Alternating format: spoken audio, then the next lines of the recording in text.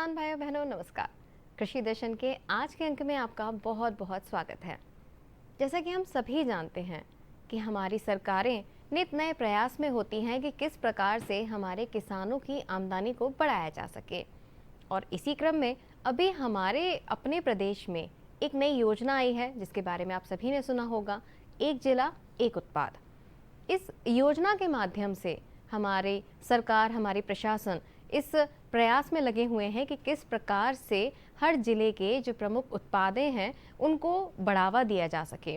ना कि सिर्फ बढ़ावा दिया जा रहा है, इस योजना के माध्यम से जितने भी हमारे किसान भाई हैं उनको भी इस योजना के अंतर्गत जोड़ा जा रहा है। और इसी क्रम में आज हम जानने वाले हैं नरसिंहपुर जिले में किस प्रकार से कृषि विकास के कार्य हो रहे हैं। विस्तार से जानकारी देंगे राजेश कुमार त्रिपाठी जी, जो कि कृषि उप संचालक हैं नरसिंहपुर में। तो आइए जानते हैं आज हम करेली गुड़ और गाडरवाला तुअर दाल, साथ ही किस प्रकार से एक जिला एक उत्पाद के बारे में किस प्रकार से काम हो रहा है। नमस्कार, मैं राजेश त्रिपाठी उप संचालक कृषि नरसिंहपुर। नरसिंहपुर जिला एक कृषि प्रधान जिला है।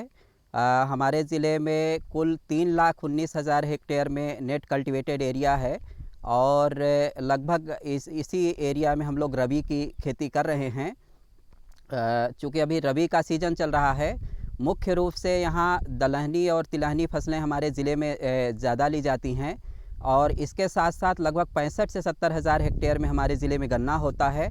और ये क्रॉप डाइवर्सिफिकेशन, फसल विविधता यहाँ का मुख्य रिसोर्स है। ज़िले में हमारे लगभग 88,000 हेक्टेयर में चना और 36,000 हेक्टेयर में मसूर की खेती हो रही है। इसके साथ साथ में किसान भाई कुछ गेहूं भी ले रहे हैं। यहाँ हम लोग मुख्य रूप से हमारे ज़िले में एक जिला एक उत्पाद के रूप में भारत सरकार से हम लोगों को गुड़ का चयन किया गया है गन्ने की फसल पे, और मध्य प्रदेश शासन से तुअर दाल, गाडरवाला तुअर दाल के लिए काम कर रहे हैं हम लोग। तो मुख्य रूप से यहाँ के किसान भाइयों को एक करेली गुड़ के बारे में हम लोग ब्रांड इस्टेब्लिश करने का काम कर रहे हैं। तो इसके लिए हम लोगों ने फार्मर प्रोड्यूसर ऑर्गेनाइजेशन करेली ऑर्गेनिक फार्मर प्रोड्यूसर कंपनी का गठन किए हैं। अभी हमारे इस प्रोड्यूसर कंपनी में लगभग 300 किसान भाई जुड़ चुके हैं और वो लोग अपना डिफरेंट फ्लेवर्स में, डिफरेंट साइज़ में गुड़ का उत्पाद तैयार कर रहे हैं और उसकी हम लोग मार्केटिंग के लिए डिफरेंट प्लेटफॉर्म यूज़ कर रहे हैं, उसका उपयोग करते हुए मार्केटिंग कर रहे हैं। जैसे कि पिछले साल हम लोगों ने भोपाल और इंदौर में हाट मार्केट में एक मकर संक्रांतिपुर गुड़ मेला लगाया हुआ था, वहाँ पे बहुत अच्छा रिस्पांस मिला। इसी के साथ साथ ज़िले में जो मध्य प्रदेश शासन द्वारा एक जिला एक उत्पाद में तुअर फसल का चयन किया गया है और हम लोग गाडरवाला तुअर दाल पे काम कर रहे हैं। लगभग 30 से 35 हज़ार हेक्टेयर में हमारे यहाँ खरीफ में तुअर की फसल ली जा रही है और ये मुख्य रूप से नर्मदा वैली जो है, नर्मदा बेल्ट है, उस एरिया में एक विशेष रूप से यहाँ पे माइक्रो क्लाइमेट रहता है और एक सॉइल फर्टाइल लैंड है। उसमें तुअर, गाडरवाला तुअर दाल तुअर की क्रॉप किसान भाई लेते हैं और यहीं पे जो महिलाओं के स्व सहायता समूह हैं, एफपीओ हैं, उन्हीं की महिलाओं के द्वारा हैंडमेड हम लोग तुअर विशेष रूप से यहाँ पे एक विधि, टेक्नोलॉजी विधि है, फटका विधि, उस विधि से हैंडमेड अरहर की दाल बनाते हैं और उसको डिफरेंट साइज़ में, डिफरेंट पैकेट्स में हम लोग 1 किलो, 2 किलो, 5 किलो के पैकेट्स में हम लोग पैकेजिंग कर रहे हैं और उसको मार्केटिंग कर रहे हैं। तो ये दाल यहाँ पे इस दाल के मध्य प्रदेश के साथ साथ अन्य राज्यों में और बाहर भी, मेट्रोज़ में भी बहुत अच्छा डिमांड है। कुछ जो बाहर हम लोग अगर मेले में किसान भाइयों को यहाँ पे लेकर के जो देसी पद्धति से दाल बनाते हैं उसको लेके भेजते हैं तो करीब 200-250 रुपये किलो तक किसान भाई यहाँ पे दाल बेचते हैं। तो ये दो बड़ा स्कोप है यहाँ पे। इन दोनों चीज़ में हम लोग विशेष रूप से शासन इसमें सहायता कर रहा है, किसान भाइयों को प्रोत्साहित कर रहा है और डिफरेंट प्लेटफार्म्स जैसे कि मेट्रोज़ के और जैसे अभी रेलवे का वन स्टेशन वन प्रोडक्ट का चला हुआ है, उसमें हम लोग इसमें स्टेशंस में हम लोग ये एक स्टेशन में उत्पाद को रखवाते हैं, वहाँ पे मार्केटिंग कर रहे हैं। तो इससे किसान भाई काफ़ी प्रोत्साहित हो रहे हैं और इसकी ओर उनका रुझान बढ़ रहा है। अभी गत वर्ष में जैसे कुछ हमारे 15-20 किसान थे ऐसे जो कि टोटली ऑर्गेनिक और प्राकृतिक खेती कर करके छोटे छोटे पैकेट्स में गुड़ बना रहे थे। तो जब पिछली बार हम लोग किसान भाइयों को मेले में इंदौर भोपाल हाट में भेजे और उनका 70 रुपये 80 रुपये से लेकर 120 रुपये किलो तक वो गुड़ बेच के आए, तो उनको इससे उतना प्रोत्साहन मिला कि अभी हम लोग 2300 एकड़ में हम लोगों के यहाँ प्राकृतिक खेती किसान भाई लोग करना चालू कर दिए और करीब 100 की संख्या में किसान भाई हो गए हैं जो डिफरेंट पैकेट छोटे छोटे पैकेट्स में, पहले क्या प्रथा थी 10 किलो का गुड़ बनाना और मंडी में बेचना, अब किसान भाई छोटे छोटे 1 किलो आधा किलो क्यूब्स 20 ग्राम 50 ग्राम इस टाइप के साइज़ में, टॉफ़ी साइज़ में, ये चॉकलेट साइज़ में, इस टाइप के साइज़ में बनाते हैं और उनको मेट्रोज़ में उनका लिंकेज डेवलप हो गया है तो वहाँ सप्लाई करते हैं, तो बहुत अच्छा रेट मिल रहा है और बहुत अच्छी उनकी मार्केटिंग हो रही है। उससे वो प्रोत्साहित होकर के गन्ने की तरफ उनका रुझान हो रहा है। इसी तरह से तुअर दाल में, जो कि हैंडमेड दाल जनरली मिलता नहीं है, यहाँ पे नरसिंहपुर में एक तो तुअर का अच्छा प्रोडक्शन हो रहा है हमारे ज़िले में और साथ साथ इसके जो महिला स्व सहायता समूह के द्वारा दाल बनाई जा रही है, हैंडमेड दाल बनाई जा रही है और ख़ासकर जो ट्रेडिशनल मेथड से दाल बनाई जा रही है उससे जो उनका मार्केटिंग मिल रहा है, जो लोगों का डिमांड मिल रहा है उससे मार्केटिंग कर रहे हैं, इसमें लोगों को बहुत प्रोत्साहन मिल रहा है, अच्छा रेट मिल रहा है। इससे प्रोत्साहित होकर के लोग अभी हम लोग 12 गांव में छोटे छोटे जो दाल मिल हैं उसको गवर्नमेंट से लिंकेज करके 12 गांव में कुछ 4-4 5 गांव का क्लस्टर बना करके वहाँ दाल की प्रोसेसिंग यूनिट इस्टेब्लिश कर रहे हैं। तो इस तरह से लोग प्रोत्साहित हो रहे हैं और ज़्यादा दाल के लिए भी हम लोगों ने एफपीओ बनाया, गाडरवाड़ा तुअर दाल फार्मर प्रोड्यूसर का ऑर्गेनाइजेशन का गठन किया और इसमें प्राकृतिक दाल जो जैविक दाल है वो नेचुरल तरीके से किसान कल्टीवेशन करता है, उसके हिसाब से वो दाल तैयार करके डिफरेंट साइज़ में वो तैयार करके पैकेजिंग में, अट्रैक्टिव पैकेजिंग में, जो नर्मदा नेचुरल के नाम से हम लोग ज़िले में ब्रांड इस्टेब्लिश कर रहे हैं, इस नाम से इस पैकेट्स तैयार करके और लोग मेट्रोज़ में सप्लाई कर रहे हैं तो उनको अच्छा रेट मिल रहा है, इससे वो प्रोत्साहित हो रहे हैं। ये विशेष रूप से हम लोग यहाँ पे कर रहे हैं। इसके साथ साथ अभी कुछ किसान भाइयों का आपने देखा कि कुछ गन्ने और गन्ने के साथ में पल्सेज और कुछ सब्जियों का इंटरक्रॉप बहुत अच्छा चल रहा है।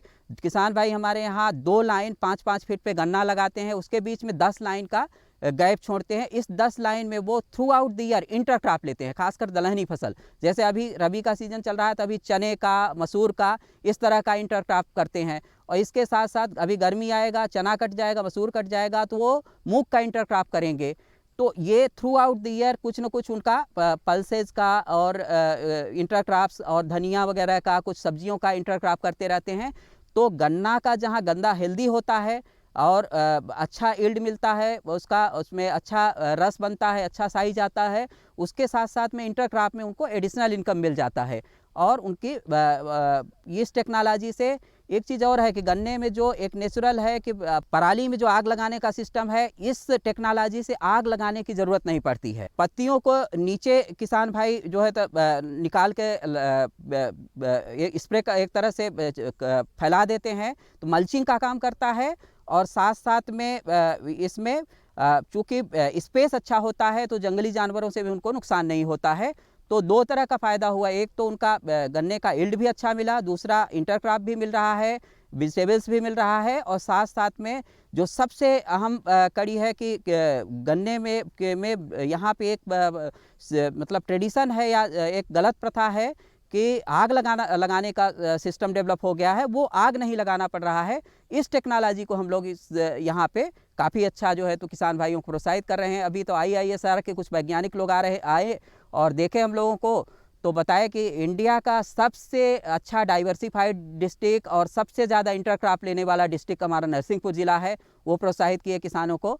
तो इस तरह से हम लोग यहाँ पे काम कर रहे हैं और बहुत अच्छा किसान भाइयों का रिस्पांस है, काफ़ी अच्छा यहाँ पे लोग एग्रीकल्चर से इनकम जनरेट कर रहे हैं। Thank you. यहाँ पे समय हो चला है एक छोटे से अंतराल का। अंतराल के बाद जल्द हाजिर होंगे और जानेंगे एक और महत्वपूर्ण सुझावों के बारे में। आप बने रहिए हमारे साथ कृषि दर्शन में।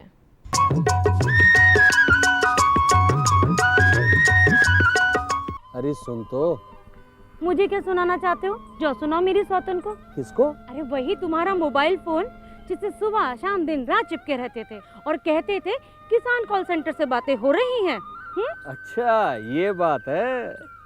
हाँ, क्यों, क्या हुआ, अब बात नहीं होती क्या? अब तो झट से बात हो जाती है। संबंधी समस्याओं का अपनी भाषा में तुरंत हल पाने के लिए पूरे भारत में किसी भी फोन से हेल्पलाइन नंबर पर संपर्क करें। किसानों का दोस्त किसान कॉल सेंटर।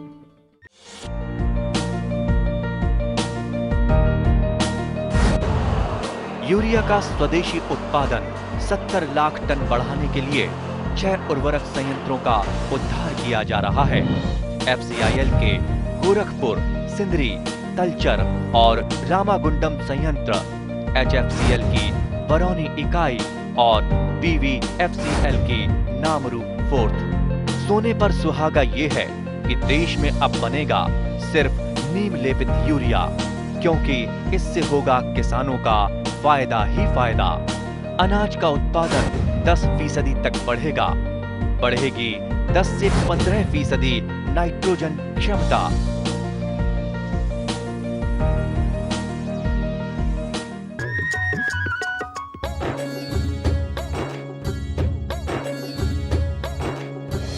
किसान भाइयों, ब्रेक के बाद एक बार फिर से आप सभी का बहुत बहुत स्वागत है कार्यक्रम कृषि दर्शन में।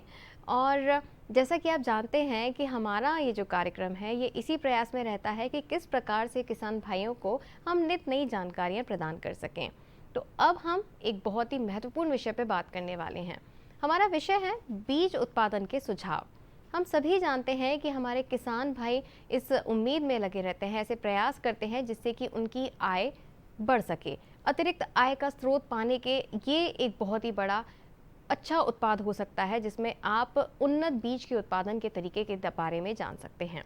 इस पे विस्तार से जानकारी देने वाले हैं हमारे विशेषज्ञ गिरिराज यादव जी, जो कि कृषि तकनीकी अधिकारी हैं कृषि विभाग नरसिंहपुर में।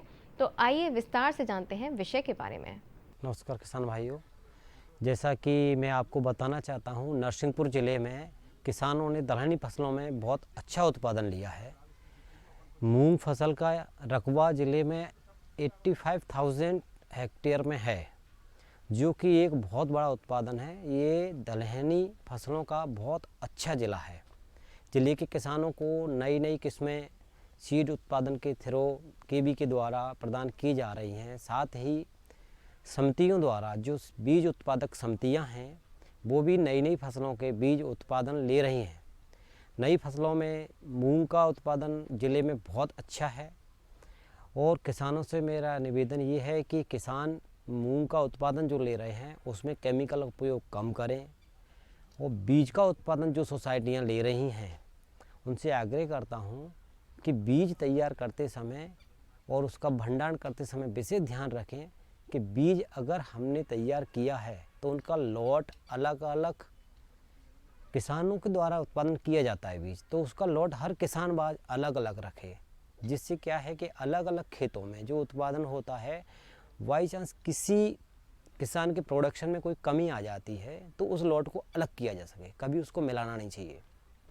दूसरा कि जैसे तुअर की फसल अपन लगाते हैं तो लंबे अवधि की फसल होती है, तो किसानों से आग्रह ये है कि जो समर में अपन मूंग लगाते हैं वो मूंग के साथ में तुअर लगाएं। तुअर में लाइन से लाइन की दूरी कम से कम 10 फीट रखेंगे और उसके बीच में मूंग लगाएंगे तो क्या होगा कि समर में मूंग लगाने से मूंग का उत्पादन आपको 60-65 दिन, अधिकतम 70 दिन में फसल मिल जाती है। तो मूंग का एक अच्छा उत्पादन मिल जाता है। उसके बाद तुअर का उत्पादन लेने के लिए उसमें अच्छे से शस्त्रक्रियाएँ की जा सकती हैं, घास निकालने का काम किया जा सकता है, दवा छिड़कने का कार्य जो तुअर में किया जाता है आसानी से हो जाता है। और अच्छी वैरायटियों का उत्पादन लें, लॉन्ग ड्यूरेशन की वैरायटी का उत्पादन लें। जो 100 दिन की वैरायटी, जैसे चने में 100 दिन की वैरायटी है, मूंग में 65 दिन की वैरायटी है, तुअर में 165 दिन की वैरायटी है, 210 दिन तक की वैरायटी तुअर में ली जाती है। तो 210 दिन की वैरायटी उसका उत्पादन अधिक होता है, तो ऐसी वैरायटी को हमें समर की मूंग के साथ लगाना चाहिए। और अगर हम मूंग समर में लगा रहे हैं उसका उत्पादन आपको बेटर है जो खरीफ में लगाते हैं, तो हमें मूंग समर में उत्पादन बढ़ाते जा रहे हैं, लेकिन खरीफ में उड़द का, सोयाबीन का, इन फसलों का उत्पादन भी कम न करें, क्योंकि ज़िले में इनका उत्पादन कम हो रहा है खरीफ में। तो समर में उत्पादन बढ़ा रहे हैं तो खरीफ में फिर हमको दूसरी फसल लें तो दलहनी न लें।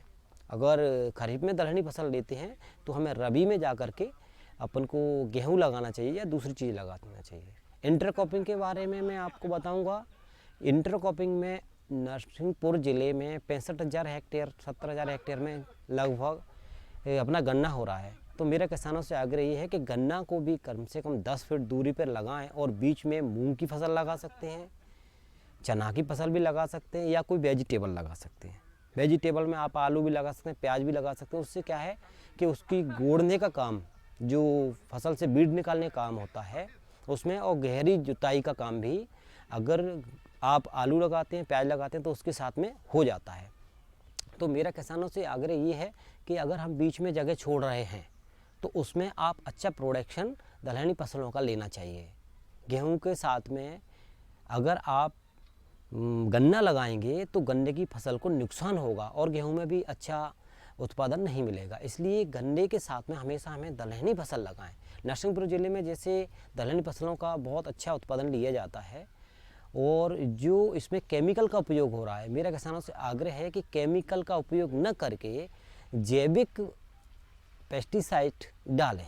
जैसे अपन बनाते हैं तो वो जैविक में अगर आप कुछ भी नहीं है तो गौमूत्र, सिर्फ गौमूत्र का छिड़काव भी कर देंगे तो इंसेक्ट का अटैक कम हो जाएगा। और गौमूत्र अगर आप 3 बार भी डालेंगे तो कोई दिक्कत भी नहीं है। पेस्टिसाइड अगर आप डालते हैं तो उसका नुकसान अपनी शरीर पर, खाने वाले स्वास्थ्य, जो भी व्यक्ति खाता है, किसान हम तुम भी खाते हैं या बाहर भी जाता है, विदेशों में अगर हमारा माल जाएगा तो पेस्टिसाइड का अधिक उपयोग होगा तो हमारे खाद्यान्न की खरीदी बाहर नहीं होगी। इसलिए मेरा किसानों से आग्रह है कि पेस्टिसाइड का उपयोग कम करें। जैविक गौमूत्र वगैरह डालते हैं या अपन ये मट्ठा को सड़ा के दवा बनाते हैं जैविक में, उसका उपयोग भी आप कर सकते हैं। तो किसानों से आग्रह ये है कि दलहनी फसलों का उत्पादन तो अधिक लें, लेकिन दलहनी फसलों के बाद दलहनी फसलें न लगाएं। उससे क्या होगा, अगर दलहनी फसल के बाद हम दलहनी फसलें ही लगाएंगे तो हमारी ज़मीन में फंगस की बीमारी आ जाएगी। जो अपन लोग कहते हैं उकटा आ रहा है, तो आज उकटा हमारे खेतों में कहीं कहीं दिखाई दे रहा है। भविष्य में एक समय ऐसा आएगा कि पूरे खेत में उकटा की बीमारी आ जाएगी और हमारी दलहनी फसलों का उत्पादन खत्म हो जाएगा। तो मेरा किसानों से आग्रह है कि जो सीड उगा रहे हैं या खाद अपन तैयार कर रहे हैं उसमें दलहनी फसलों को अपन बढ़ावा दें, लेकिन दलहनी फसल के बाद एक अपन दाने वाली फसल लगाएं, रेमिनिकुल की फसल लगाएं, जिससे क्या है दलहनी के बाद दलहनी फसल लगाने से फ्यूजेरियम के जो बैक्टीरिया है, वो वायरस है, उसका प्रोडक्शन पे बहुत विपरीत प्रभाव पड़ता है और फसल भी ख़त्म होती जाती है, किसानों की लागत बढ़ती है।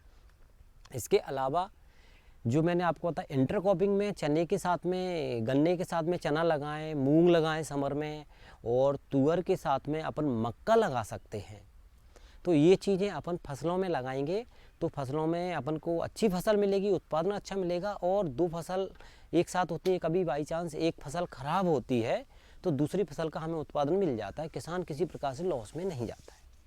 इसके आगे मैं कहूँगा, हमारे ज़िले में केबी के कृषि विज्ञान केंद्र में सीड हब बना हुआ है, तो दलहनी फसलों का उत्पादन वो ले रहे हैं। उसमें जैसे चना की जेजी 36 वैरायटी है, आरबीजी 202 वैरायटी है, आरबीजी 203 वैरायटी है। ये हमारे यूनिवर्सिटी से वैरायटी रिलीज़ हुई हैं, तो ये वैरायटियाँ बहुत अच्छा उत्पादन देने वाली हैं। आरबीजी 202 वैरायटी 105 दिन की है, जो किसानों को आज की डेट में दिसंबर 1 में भी अगर आप लगाते हैं तो अच्छा प्रोडक्शन दे सकती हैं। मैं तो कहता हूं कि अगर किसान दलहनी फसल और अनाज वाली फसल जो भी ले रहा है, 1 एकड़ कम से कम घर खाने के लिए, उसमें किसी प्रकार का फर्टिलाइज़र ना डाले, ना ही दवाई डालेगा, ओनली गौमूत्र, गोबर और वर्मी कंपोस्ट के द्वारा अपने खाने के लिए 1-2 एकड़ तैयार करे।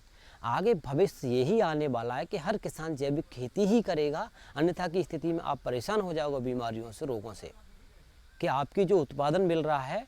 मैं ये प्रैक्टिकली, ये मेरी थ्योरी है कि अगर 1 एकड़ में एक किसान अपनी फैमिली के लिए, 4 लोगों की फैमिली के लिए अगर खाद्यान्न, दलहन, तिलहन, वेजिटेबल ये सब चीज़ें उगाता है तो 1 एकड़ में एक परिवार को इतने अच्छे से चला सकता है, ना कोई रोग आएगा ना बीमारी आएगी, आपकी गौपालन भी हो जाएगा और दूध भी मिलेगा, दलहन भी मिलेगा, वेजिटेबल भी मिलेगा। और आग्रह ये है कि इसमें किसी प्रकार का केमिकल का उपयोग ना करें।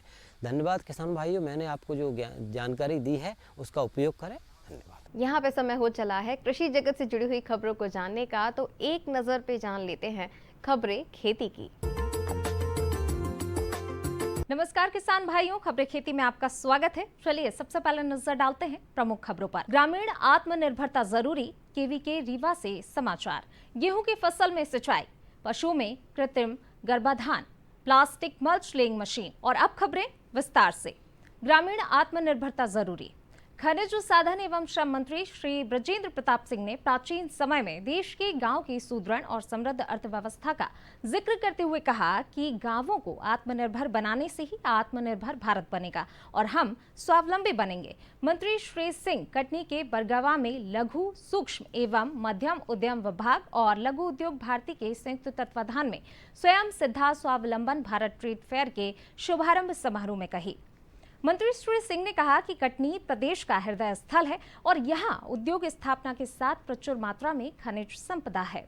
इसके साथ ही उन्होंने कहा कि संपदा के वैज्ञानिक रूप से दोहन के क्षेत्र में कार्य करने की जरूरत है।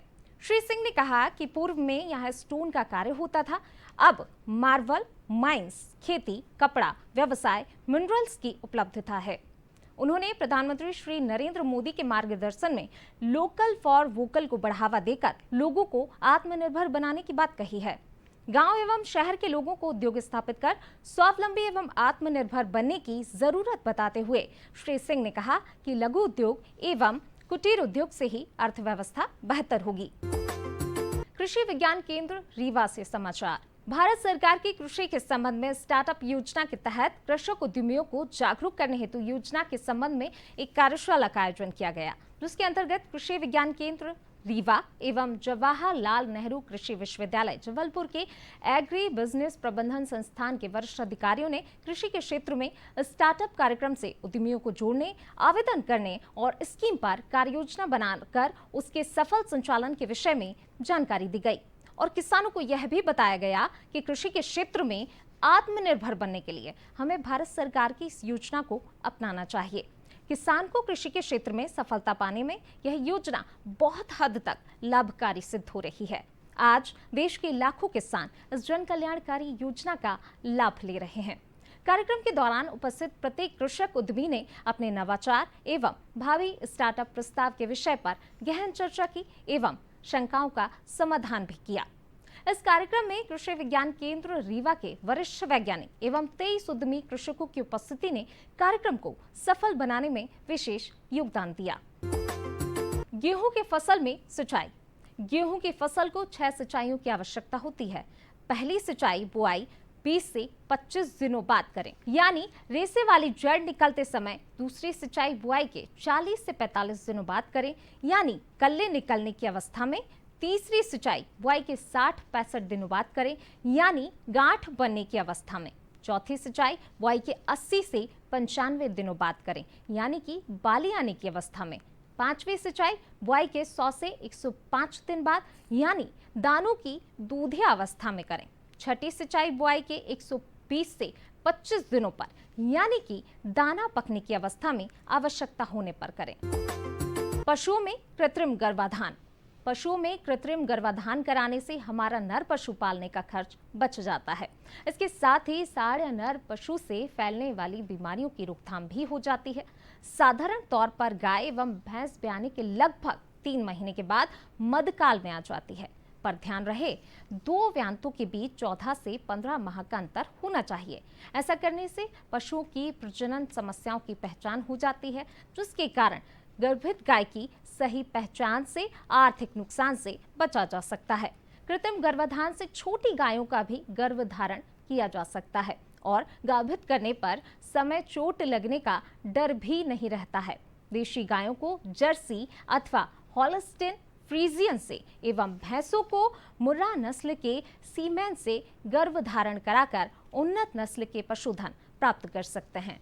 और फिलहाल खबरें खेती में किसान भाइयों बस इतना ही। मुझे दीजिए इजाजत। नमस्कार। किसान भाइयों, आज के अंक में हमने जाना है नरसिंहपुर जिले में किस प्रकार से कृषि विकास के कार्य हो रहे हैं। साथ ही हमने जाना है बीज उत्पादन के सुझाव के बारे में और अंत में चलते चलते हमने जाना है कृषि जगत से जुड़ी हुई जानकारियां, खबरें खेती की में। उम्मीद करते हैं कि हमारा ये कार्यक्रम आपको ज़रूर पसंद आया होगा। इसी के साथ हमें दीजिए आज्ञा और स्वीकार कीजिए हमारा नमस्कार।